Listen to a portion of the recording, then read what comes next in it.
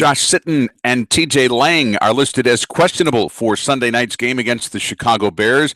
Both worked out on Friday. Lang was not available to reporters, but Sitton was, and he sounds like he's going to play. He did say that he'll have to wait and see how his injured toe recovers and feels today when he wakes up. If neither player plays, the Packers likely going to have to pick up an offensive lineman or at least make a roster move. They would be down to 6 healthy offensive linemen for the game against the Bears.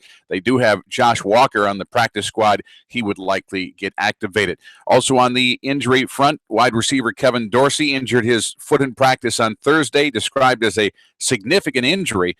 Mike McCarthy said he would miss several weeks, and he could be the next person headed for IR if and when the Packers have to make their next roster move. Packers and Bears on Sunday night. Huge game for Chicago, whose playoff lives are in jeopardy with their 3-5 record coming in. Problem for the Bears is Jay Cutler. He leads the NFL in turnovers with 12. He is 1-10 lifetime against the Green Bay Packers. In 10 regular season games against Green Bay, Cutler 13 touchdowns, 19 interceptions against the Packers.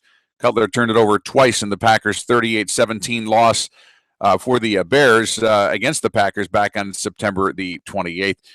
The Packers 7-1 coming off of bye weeks under Mike McCarthy, so they have that going for them. What they don't have going for them is they are dead last in the NFL in rush defense. In the first meeting back in late September, Chicago rushing for a combined team 235 yards against the Green Bay Packers.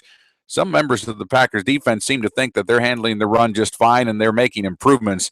But there's a large gap between the Packers and the next, the 31st team, the Cleveland Browns, or the 30th team, the Cleveland Browns, in terms of the rush defense. So the Packers are really struggling in that area.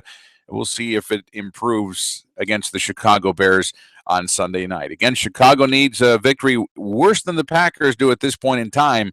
At 3-5, their playoff lives are in jeopardy. It should be a chilly game, although it is expected to be dry.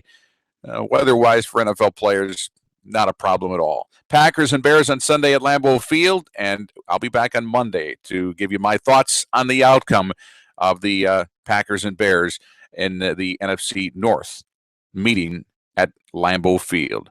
Have yourself a great weekend, everyone.